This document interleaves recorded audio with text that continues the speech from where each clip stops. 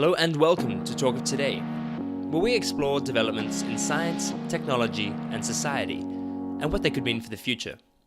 I'm your host, Sam Barton. So I've got some exciting interviews lined up for the next few weeks. On the topic of effective altruism, I'll be speaking with Robert Wiblin, who is Director of Research at 80,000 Hours, where they help as many people as possible lead high-impact careers by providing advice for talented young people who want to have a social impact. He also runs the 80,000 Hours podcast, which you should definitely check out. I'll also be talking with author and neuroscientist Lisa Feldman Barrett about her book, How Emotions Are Made. This book makes it clear that emotions play a far more causal role in our rational decision-making processes than we previously thought. It's also a must-read for anyone who wants to improve their emotional intelligence, which is nearly a necessary component for success, however you wish to define it. Both topics are ones that could seriously change how you view and approach the world. They definitely did for me. Today's topic is on a similar vein. We're going to be talking about the psychedelics again, a topic that fascinates me to no end. The fact is, the nature of consciousness confounds us to this day. And there are these substances that we've called the psychedelics or entheogens that can modulate our conscious experience and quite reliably induce profound, transcendent, and at times life-altering experiences. These substances can imbue you with existential wonder, transporting you to domains of ecstasy and divine revelation, but also transfer you to unimaginable places of terror and despair. Putting the substances aside, the question that must be asked is, why do we even have the capacity for such transcendent experiences? I'd just like to quote some of the research on the topic of the psychedelics to highlight why we should increase our inquisitive efforts and really reconsider our archaic drug laws. These substances have the potential to revolutionize psychiatry, and so they should be treated as such. All of the links to the research can be found in the show notes at talktoday.com. Here's some psychedelic science.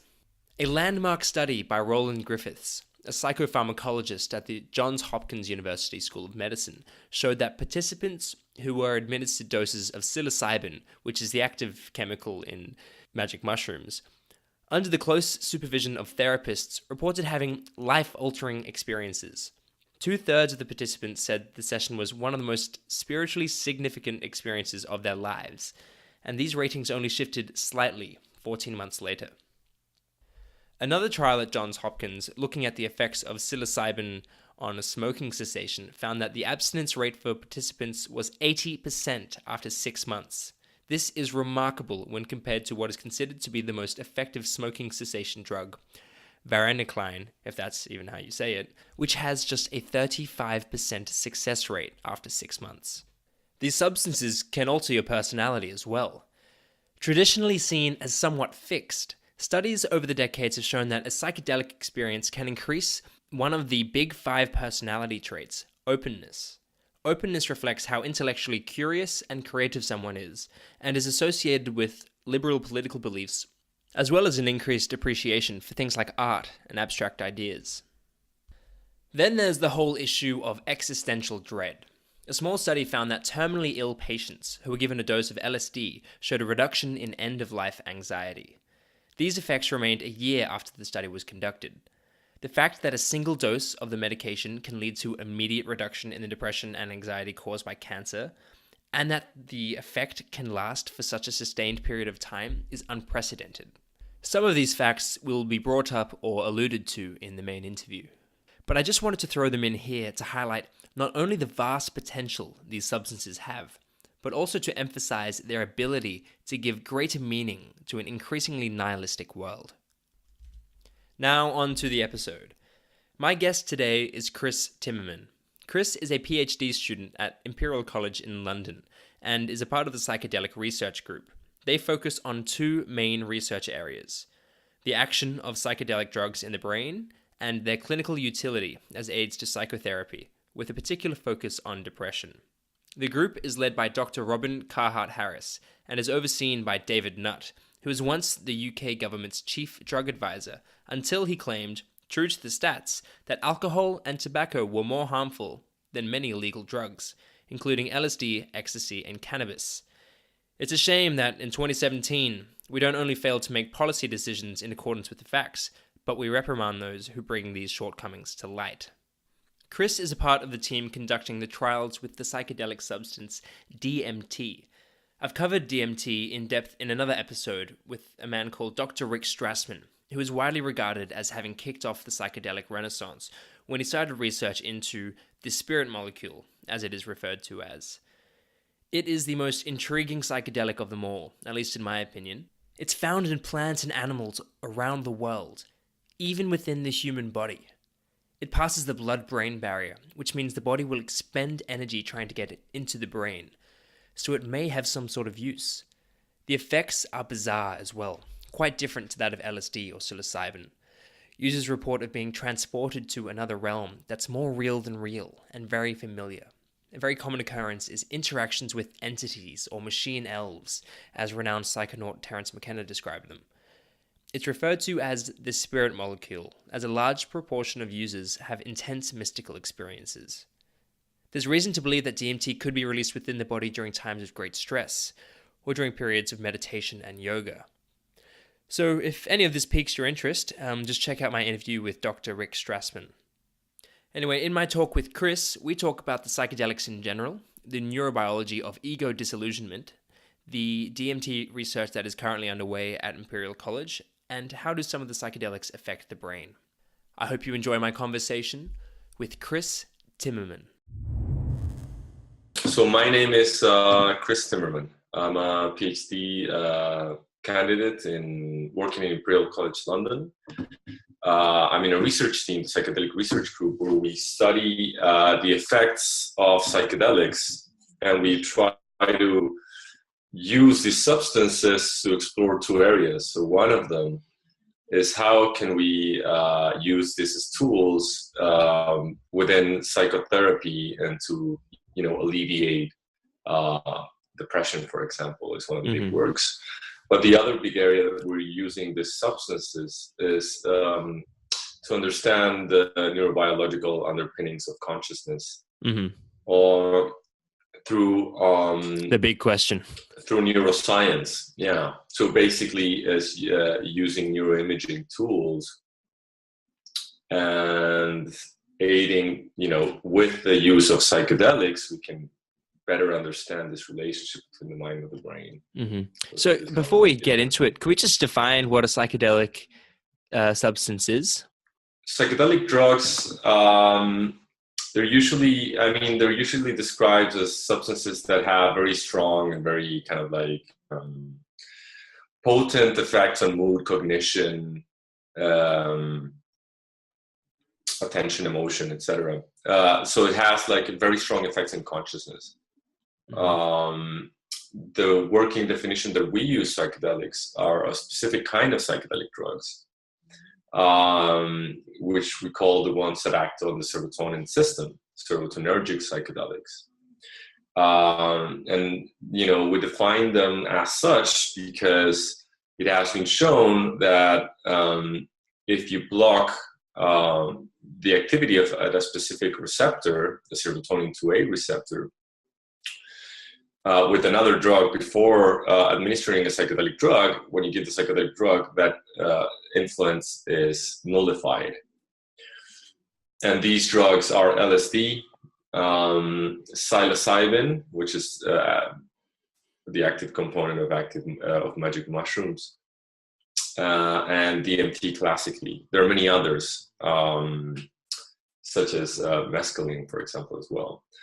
But this helps us differentiate the serotonin psychedelic drugs, serotonergic, and other sort of psychedelics which act a bit differently, like ketamine or like salvinorin A or salvia. So that's how we define them. So they act on the serotonin system, and they have this massive effects on consciousness.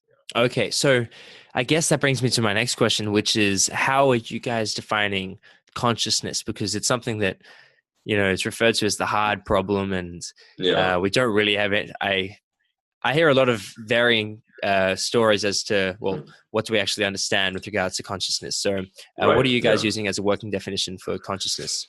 I think the easiest one and the one that is easier to, to have some sort of like workable sort of thing where you test hypothesis is that it's very non-specific, which is this idea that it's everything that doesn't go away unless that doesn't go away, everything that goes away, so this is the definition, that which goes away in dreamless sleep and under general anesthesia. Okay. So it's a very broad definition. So that could be one, right? Another one is this idea that the kind of like the metaphor of the stage of the actor. So consciousness is all that is happening within this play theater of life, if you will. And the other main, like very, very intense component is the self. So the main actor in the play, which is me. This is kind of like something that's very dissociable or very intrinsic to the idea of consciousness. So is this definition more qualitative? Like it's more of how one of the, the possible people participating in the experiments would report subjectively rather than some, imaging of the brain, or like is there like, do you have a means of inferring consciousness from brain activity or anything like that? Well, yeah. I mean, that's kind of like the endeavor in the field of consciousness research within neuroscience. It's called kind of like trying to understand the neural correlates of consciousness. So from different measures, so they can be subjective in, what people say, but you can also kind of like try to understand when consciousness is gone in a person. It's quite obvious, like coma, for example, or you can look at, like EEG activity when people are sleeping, and you can somehow infer if they're in a REM, which is more of a dream-inducing kind of like stage. So you can have some sort of markers for consciousness behaviorally. You can also kind of like try to understand if a person is in coma or if it's not in coma. And you have like, your usual medical tests for this. So you have this as a validity, if you will, of the conscious state. And then you can do neuroimaging on these different conditions. And by contrasting these different conditions, scientists are kind of like trying to understand now, what are the actual neural correlates? So what does it mean in terms of brain activity? What's the, what are the necessary conditions in terms of brain activity for consciousness to emerge or conscious experience to arise? And could we unpack that now, or is it a bit complex and it would take a while to go into? Yeah, so you have many kind of like, some markers of conscious experience or conscious states. So for example, some theories propose that you need some sort of like top-down activity. So kind of like activity from frontal areas of the brain that, relate to higher cognition, or the ability kind of like to reflect on our own experience. And you need that frontal to posterior communication in the brain to have some sort of like conscious experience. So they've done some experiments, for example, with people in the coma and the vegetative state and conscious state. And they quantify how much these feedback connection, the frontal to posterior connection, is kind of like disrupted as the conscious level goes down, right? So that's one. Another one is they're trying to quantify now, and with a certain degree of success, of trying to understand how brain activity is integrated. So it's called integrated information. Yeah. So how much brain activity is integrated and how much it's segregated in the brain. And depending on that, you get a measure of conscious state. Mm-hmm. Also in this idea of a continuum between wakefulness and coma. Mm-hmm. Now, what's interesting about psychedelic drugs is that they don't influence in this continuum. They influence on another one, it seems. And we're trying to figure out what it is. Okay. Because there's no loss of consciousness. And some would say that it's like amplified in a way, or it changes. There may be like a I think I read while doing research for this that psychedelics could be a means of obtaining. I think it was you know, Carhart Harris's work, higher levels of consciousness. That's what it was referred to as. But whether or Yeah. not does that sound about right? And how do you quantify that? How does that work within this model? So yeah, so that was kind of like the analysis of collaborators from the University of Sussex. They took a lot of data of altered states of consciousness induced by different drugs, among them serotonergic psychedelics and ketamine as well, so LSD, psilocybin, and ketamine. And they quantified the diversity, the spontaneous neural diversity, which is kind of related to this idea of integrated information, right? And the basic idea is that you can somehow, using magnetic activity in the brain or electric activity in the brain, you look at the signal and you can quantify how diverse that signal is, how rich it is. So you can think of it as some sort of dictionary. And if this dictionary is large enough, if the dictionary is rich enough, you can somehow quantify the level of consciousness, because it has been shown that this dictionary is kind of like reduced on states of coma, for example. There's been some experiments on this. So this is the first evidence that with an intervention, such as giving a psychedelic drug, you have an enhanced spontaneous neural diversity. Mm-hmm. So those are kind of like the conclusions of that study. And it's, and we did a similar thing now with the DMT, and we're seeing the same thing. In some of the articles that I've read, I guess the translation would be, we kind of get the brain of a child, and that everything becomes novel, and we see things from with a fresh perspective. Is this what you're kind of referring to? It could be related to that. We don't have any direct kind of like confirmation of that specific experience or that specific quality of experience with brain data. But it definitely could be related to that. Or the fact that, connections between brain areas that wasn't there before now starting to happen. Or that, the brain is basically exploring new states that wasn't exploring before. And that's this idea of novelty, of enhanced novelty, enhanced meaning, experiences could be a consequence of that. So I know there's been work on psilocybin and LSD, and now you are beginning to explore DMT. What is the experiment going to look like? What are you guys going to be doing, and what are you looking for? What's the plan? Yeah, so we're trying to understand. Well, we have many kind of like ambitions behind the project. Mm-hmm. One of them is trying to understand, okay, well, we've done this with LSD and psilocybin, or the team has done this with LSD and psilocybin, and we now want to understand, well, what happens with DMT? Is it something similar, say, to psilocybin?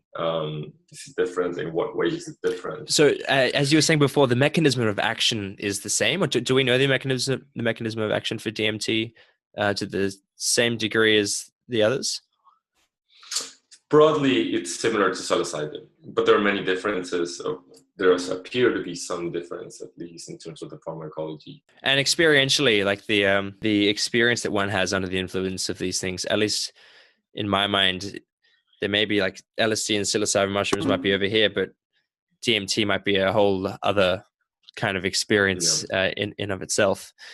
So I've read that, and I interviewed Rick Strassman and read his book, and a lot of people report of interacting with beings and machine elves or aliens or whatever you would like to call them, and it's quite a common occurrence. So I understand that you might be trying to look into whether or not that's supported by the brain regions that fire when you recognize someone or something along those lines. Is that correct? Yeah, kind of. Yeah. So we're trying to also understand. So it has many features, the DMT experience. Among them is this encounter with entities. We like using the term sense presence. It's a bit more. Sorry, what was that? Kind of like sense presence. Sense Like presence. the sense presence phenomena. Okay. You're sensing a presence, not necessarily Mm-hmm. seeing an entity, like in terms of the visual aspect of Yeah, it. might not be visual. Okay. But you know, some people report this experience of really something other being there in the experience that wasn't there before.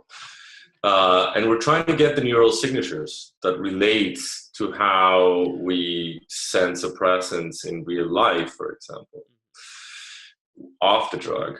And then we try to understand what's happening on the drug. Okay. I was thinking about whether or not, let's say I was to see your face and imagine your face. Is there a difference in what goes on in my brain between the two? Do we know that? I think in terms of the strength of it, I'm not sure. Okay. I have to look at this specific thing, but I think my guess would be that always in terms of perceiving something, the brain activity is just stronger than imagining it. Okay. I think you have similar sort of like activity, but it's just not as strong. Okay, and is this related? The directionality between areas changes a bit, the connectivity between imagining and perceiving something.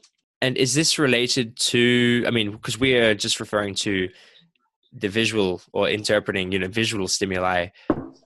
Is that related to this work with DMT? Because you said that it may not be a visual interpretation of the world, it may be something else. So I'm just slightly confused there. Well, yeah. So the visual is the most notorious one, and it does happen fairly regularly that there is a sense presence experience when there's an actual face there. So a way for us to probe this is trying to understand how these subjects, specifically each of these, what happens in the brain where they perceive faces normally, for example. And then we take this neural signature and we try to see during the DMT experience where it pops up. Yeah. I mean, it was quite, imagine if it was just as if they were seeing someone, in real life or something similar to that. It'd be quite bizarre. And what are you going to be, so what else are you going to be looking for? So there's like doing the brain imaging of them under the influence. Yeah. Is there going to be qualitative data? Yeah. So we're employing like a combination of,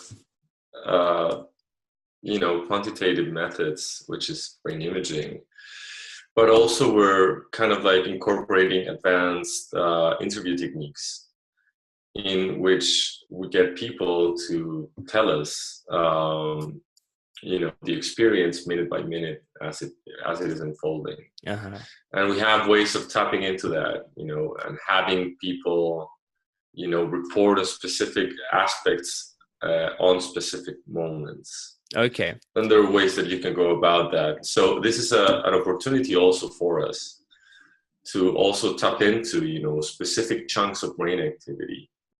So if they reach X amount of brain activity, intervene, ask a question, determine what their experience is like, something along those lines, or kind of. It's more retrospective. So okay. People have their full experience, and then we do this interview technique right after, and we try to recreate in time how the experience unfolded, and try and associate what they experienced with brain activity, or try and get the okay. So that's another kind of like idea that we have in mind. We've done a pilot phase. We've given DMT now to 12 participants, and we've done this interview technique, and it works quite nice.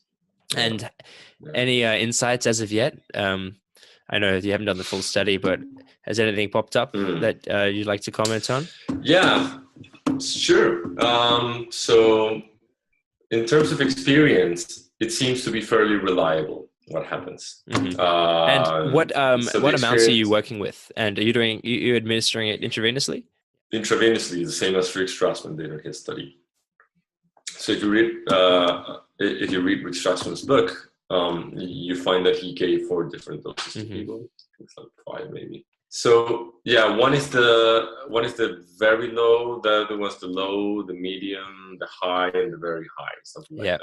I think, and it was determined based upon I think it was millimeters per kilo or something. And I think there was like 0.4. Like, I think one of the quotes was, you can be an atheist until 0.4. Yeah, right. Yeah. Anyway. So we gave a low dose, which is 7 milligrams, which would be 0.1 milligrams. And this is per kilogram of body weight? Per kilo. We gave a fixed dose. Okay. So I'm just giving you, multiplying by 70 kilos, and you get like your standard, weight of a person, your average weight. So we gave a 7 milligram, which is a 0.1. We then gave a 14 milligram to different participants, which is a 0.2. And we ended up with 20 milligrams, which is very close to what Rick Strassman found was the optimal dose to give to his participants, which is the right balance between inducing very strong and interesting experiences, but that don't generate massive anxiety, potentially massive anxiety, or potentially, strong fear reactions or anxiety in some cases. So it's a nice compromise between safety and definitely getting the effects that we were after. So they were experiencing, interacting with, what did you say it was? A sense experience? Sense presence. Yeah. Sense presence phenomena. Yeah. Sensing a presence, basically. Yeah. So we saw that popping up. Yeah. Okay. And what, I guess I always do this when I chat to people. I kind of just get in with what I want to find out straight away and forget to kind of ask the contextual questions. So like, what are the potential, benefits of, or what are the effects of psychedelic drugs perhaps in the long run? Because I know that you mentioned that there might be some work with some effects on depression. I know that it can affect addiction and there's a whole range of things. Could you just comment on that? Sure. So the main applications that are being tested right now for psychedelics are their potential to treat addictions. It has been shown, there have been some pilot studies done on tobacco addiction and alcohol addiction. And the other big one that's being used right now is depression. Used to treat depression, and there might be some potential as well for obsessive compulsive disorder. And in terms of addiction potential and toxicity, what do we know where these things are concerned? They're not addictive. These substances, the profile of addiction, it has been shown in human and non-human studies that they don't induce compulsive, consumption behavior of any kind or any addictive behavior. And in terms of damage, it's the same. So they're very safe for the body in the doses which are usually used. They're actually very, very safe drugs physiologically. The main risk is really can induce anxiety and fear. Sometimes. But that's very much modulated by the context in which people are in. Set and setting. So it's very important to also have the right participants in the studies, and this is kind of like So in my mind, if you're going to do some research, clinical research with a certain drug, it throws in, you start to think of, white lab coats and, quite sterile environments. So how are you ensuring a good set and setting for these individuals? Or are you just, the people who are undergoing the experiments, are they just seasoned psychonauts, for lack of a better term?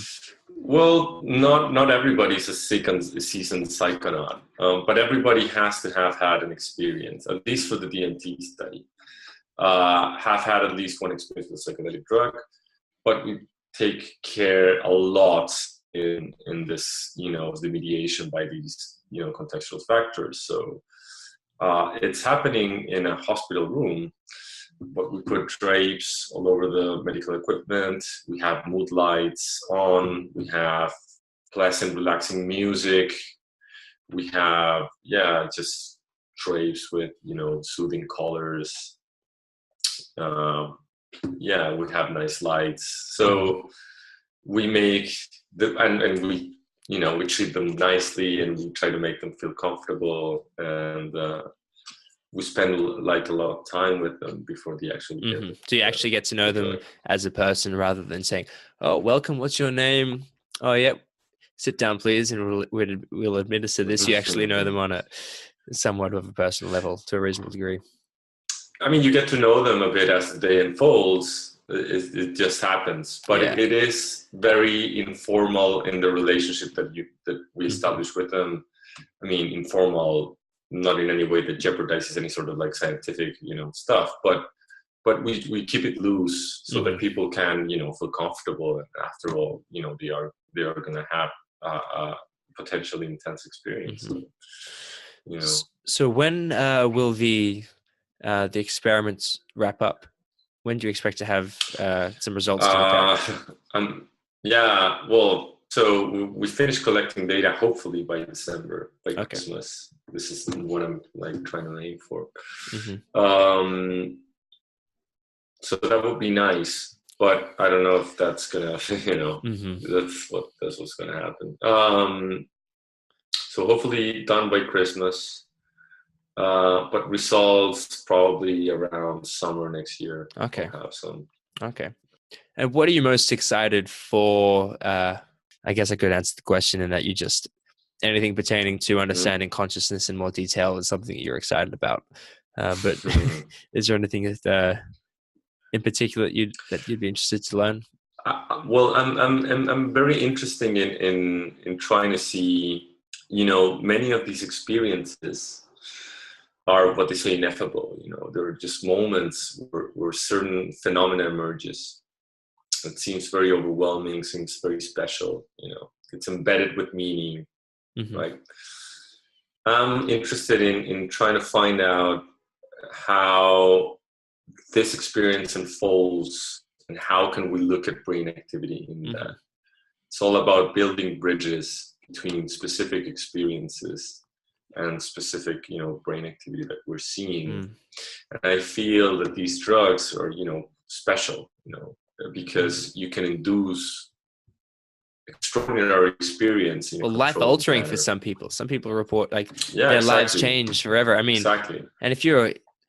and getting rid of an addiction is one thing. I mean, if you can kick a lifelong habit of cigarette smoking, that is a life-changing thing. But other people report of dealing with, traumas and all sorts of things and coming out of it like a reborn, a new person. So it's very exciting work. It's very exciting work, and I applaud you for doing it. Thank you so much. In my mind, it's one of the it could be the bridge, like the chemical bridge between the science that we have and the spiritual experience that many people claim to, or just the spiritual connection they have with the world and all that sort of stuff. I think it could be that bridge between science and religion that we might have been waiting for, so that we can actually begin to explain these sort of things. With some objectivity rather than experiential, subjective stuff. Yeah, I guess you can these are experiences that people have a lot under these drugs. It's not necessarily something that's going to happen. But this character seems to pop out many times in these experiences. And I think we're doing some of the stuff that we're seeing in the brain kind of related to this. So an example is this idea of ego dissolution, of people, merging with their surroundings, feeling they're one with everything. And this, some people may label this as having a spiritual character, others may not. Do we know how ego dissolution manifests in the brain? Well, from the psilocybin study that Robin conducted some years ago, and through the study in LSD that also Robin conducted a couple of years ago, the results show that there's something about the connection on specific networks that when this connection reduces, there's an enhanced, the more these connections are reduced, the more people report their sense of ego or sense of self dissolving. Okay. So it's all about, it seems, it's all about how certain circuits in the brain or certain connections in networks that hold the sense of self stable. Mm-hmm. And when these connections get loosened, this idea of a unified I, me experience starts going away or changes in some sort of way. Have you guys looked into the research with regards to meditation and how it affects the brain and this idea of ego death, or the dissolution of the ego? Are there correlations there that you're familiar with at all? Well, I think there are some. I think there surely are some. I haven't looked at the meditation data specifically, but there are tons of studies that have been done in the past, just 5 years or something. But I would definitely be, making something up. No, that's now. Of course. Because I haven't looked at that specific. I appreciate that. Yeah. Well, I think that's all on my end. Okay. Is there anything you'd like to say to the people listening? Any requests, perhaps, or anything you'd just like to mention? If people want to reach out and get in touch to find out what's going on. Yeah. Maybe, so one of the projects that at the Psychedelic Research Group that we're carrying out is this psychedelic survey. So if people are going to have an experience of some kind, we're not, of course, endorsing any of them, but if it's going to happen, we have a survey that assesses, asks just questions about before the experience, 1 week after the experience, or right after the experience, 1 week after, and 4 weeks after. And it's very useful for us to try to understand, many of the questions that we have related to the psychedelic experience that we want to answer. So yeah, if any of the people listening, of your listeners are interested in contributing to this research, would be very, very grateful. Okay, well, I'll put that in the show notes. Yeah. So anyone listening, if you're looking to embark upon some psychedelic experimentation, it is not condoned by right, but it's not condoned. But yeah, check it out. And I'm pretty sure. Do you guys have any? I know when I interviewed Rick Strassman, he said there's a chapter of his book where he recommends, how to set up for a nice psychedelic experience. Do you have any? What have you established? I guess what makes for a good set? What makes for a good setting? If people do wish to go through with this thing, which we do not condone. So that's the thing. We're trying to understand those things as well. Those are some of the things that we're trying to quantify in the best way possible. Okay. But generally, what previous research shows is that being the most basic one is being with somebody that's know what they're doing, especially in the first occasions. So doing it with someone who's quiet, safe place. Yeah, somebody that just experienced. I mean, if somebody's embarking on a first one, they usually say go with somebody who knows what they're doing. But in general, a place that is safe, that is quiet, and, there are many things out there and be in a good mental headspace as well. Because see, this is where I've been a bit confused, because it's been shown that it can help with people with depression, but there's also the recommendation to do it while you're in a good headspace. And if you're depressed, chances are you're not in a good headspace. Yeah. Well, definitely. I mean, that's where it gets a bit complicated, So even for people that are depressed in our studies, we're doing this in a very cautious way. So even if people are depressed, you need to rule out that, other stuff like personality disorders, any sort of familiar kind of connection with schizophrenia or stuff like that we automatically exclude people like that from our studies. Yeah. I would say generally self-medication is not advisable. We're trying to understand how they work. Yeah. We're trying to understand how this combination between psychotherapy and drug experience works better or works best and in the safest way possible. But at the same time, a lot of people do report getting better from them in different sort of uses. But we're trying to tap into what are the best ways to go about it as well. Okay. So, well, I'm sure I'm going to be pissed off because I feel like there's something I haven't asked. And if there's those of you listening out there who are thinking the same thing, I apologize. But I guess perhaps by summer next year, if some conclusions have been made, I'd love to check in and see what's going on. It's always going to be something I'm interested in. So, and all the links to everything that we mentioned will be in the show notes. And thank you very much for being on the show. Oh, thanks for having me, Sam. Yeah, lovely chat. Hey guys, I hope you enjoyed the episode. I was borderline feverish at the time and was considering rescheduling, but I went ahead with it, so I hope that it was up to scratch. If you are finding the podcast valuable, consider supporting me on Patreon. You'll basically be buying me coffee. And I love my caffeine. You can also support this podcast by sharing it with your friends or on social media, or just by giving it a rating on iTunes as well. It all counts, and thanks again. If you want to keep up to date with the goings-on of the podcast, you can subscribe through the website at talkoftoday.com. I also have an Instagram page at shbarton or at talkoftoday. And I am at Sam H. Barton on Twitter. So if you want to keep up to date with any of these sort of developments for the podcast or just episodes or anything else that I'm working on, please check it out. Until next time, bye!